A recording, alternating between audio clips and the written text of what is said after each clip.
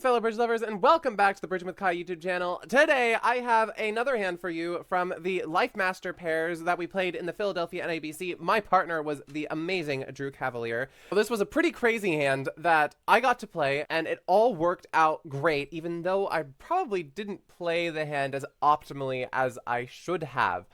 But I still made it, and I got a beer card. What? A beer card. Oh my gosh. So I got to get free beer after. Woo. Claim those beer cards when you can get them. Yeah, we're going to get into that hand. But first, I have to get into the video-ly reminder of, hey, my friend, don't you like these videos? Don't you like bridge? Don't you like all of those things? Don't you like supporting bridge? Then I have the thing for you, and it's completely free. Subscribe to this YouTube channel and like this video so that we can continue growing bridge together.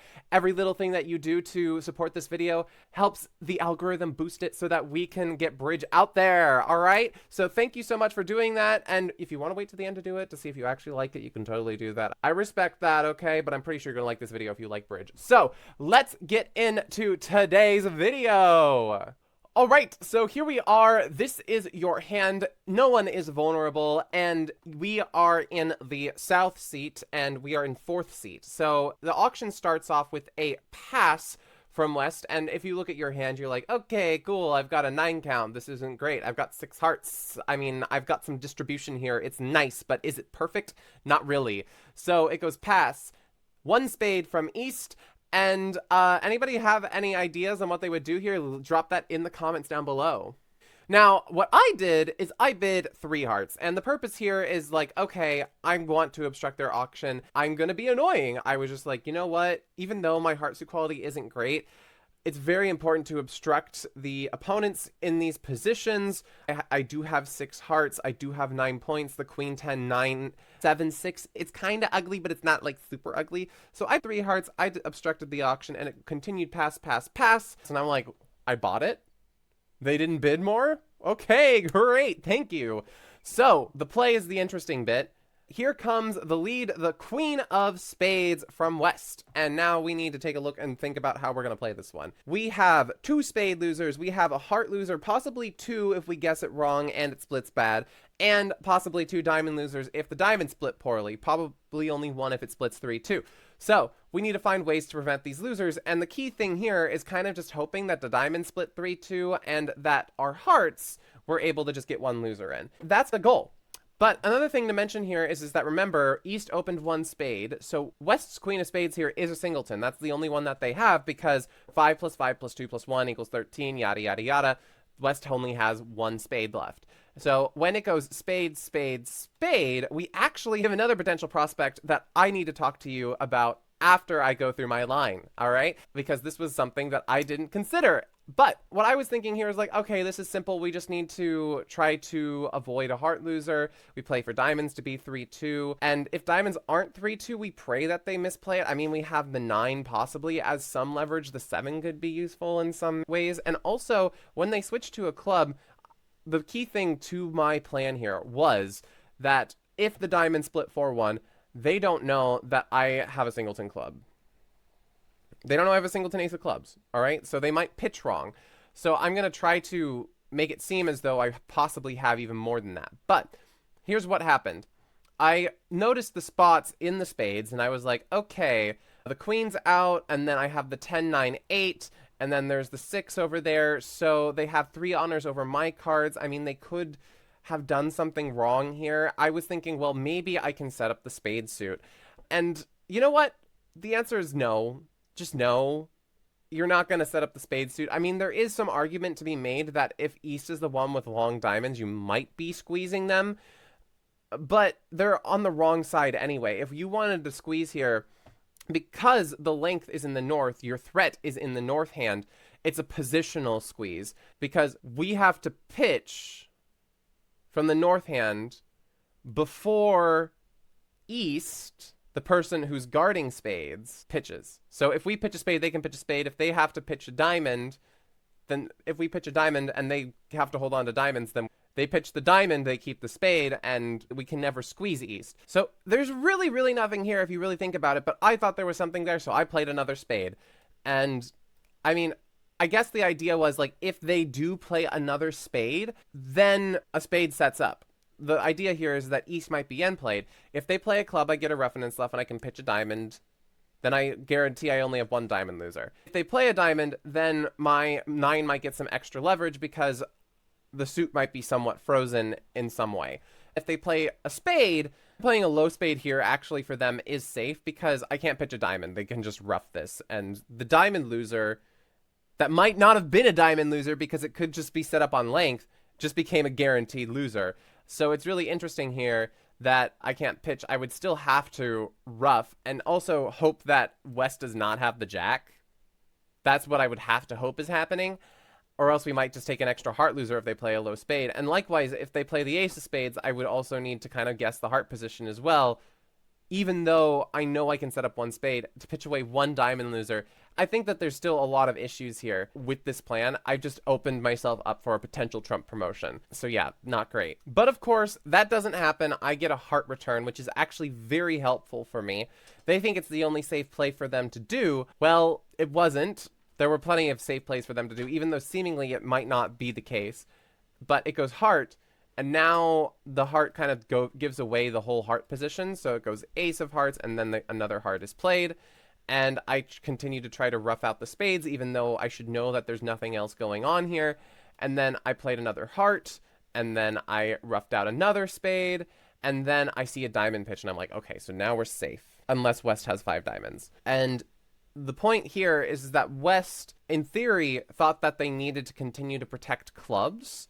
Because I haven't played on diamonds, I haven't played on clubs, I haven't really done anything. So they don't necessarily know which one I have. So they pitched a diamond thinking that I need to protect clubs a little bit here. So it went diamond now to the ace. And then another diamond. And now I can just play another diamond. And the thing is that when you see them pitch on the second diamond, you knew that you needed that diamond pitch from West, and I was like, oh my gosh, I'm so grateful for this. So now all I had to do to collect my beer was trump the last club and then play a diamond to the 7. So in effect, I pseudo squeezed. Now, the defender here did mess up, okay? And the reason is that they should know in theory that I don't have any clubs left. Because of this trick right here. I played the 3 of hearts to the 5 of hearts. That's just wasteful. Why are you wasting 2 trump when you could have roughed a club? So logically, I did not have another club left because if I had another club, I would have used a rough for transportation. I would have gained a trick that way. I think this is the only logical distribution where I would be playing a 3 of hearts to the 5 of hearts. So yeah, I think they should have known that they can safely pitch clubs here instead of diamonds.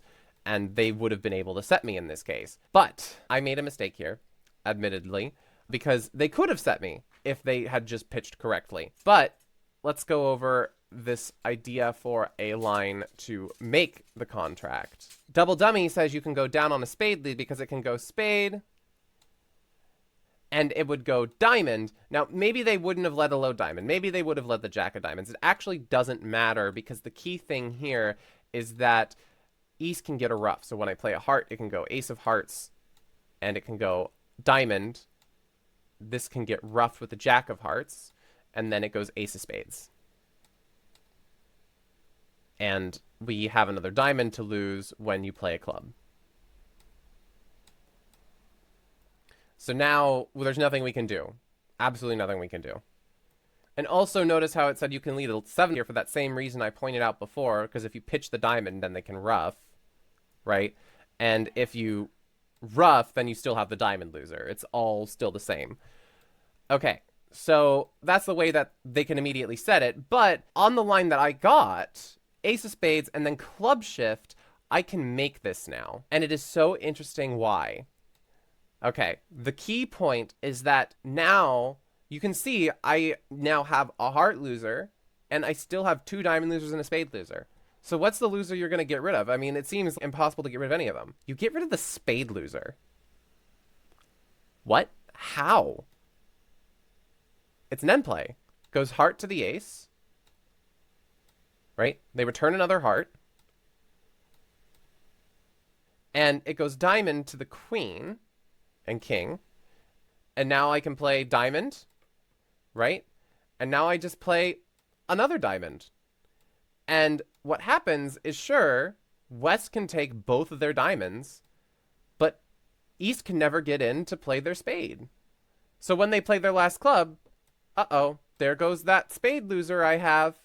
Now I only have trump. And overall, this line has far more prospects than the line that I did, because this line actually makes sense. At least you have something there where West has the ace of hearts and you're able to end play them with diamonds. And that is so much better than my line where I play a spade here and this threatens a trump promotion or uppercut at trick number 4, okay? Like, this was a very risky play that I'm lucky my opponents didn't get right. And then on top of that, I needed a pseudo squeeze to get it right. Yeah, really interesting idea here to go for an elimination play. And it relies on people having the right honors, but at least it's something to go on where if diamond split 3-2, everything works. Except for the line I went for doesn't work if the jack of hearts is with West. But yeah, it's just all very interesting. And I guess if the ace of hearts was with East and the jack of hearts was with West, I'm always down for the same reason of the uppercut. I think that this elimination play is something that I missed and I needed to see in the beginning instead of going for a pseudo squeeze idea where West doesn't think I have clubs anymore and actually they can figure it out because I played a heart to the 5 earlier for no reason, like when I could have trumped a club. So they should know then to not protect clubs. So overall, sure, I got a beer in a pseudo squeeze, but was it really the right play? No, it was not. So elimination plays can be kind of difficult to spot because I'd already mentally resigned myself to losing the spade. I'm like, I'm going to lose the spade anyway. I might as well just lose it now. No, don't do that. The heart's in the wrong spot. You're dead. Yeah, that was his hand. I hope you enjoyed. Don't forget to leave your ideas, your thoughts in the comment section down below. If you did actually like this video, go ahead and like it now and subscribe to the Bridging with Kai YouTube channel so that we can continue spreading bridge together. And I will see you in the next one, everybody. Keep on bridging, everyone. Bye.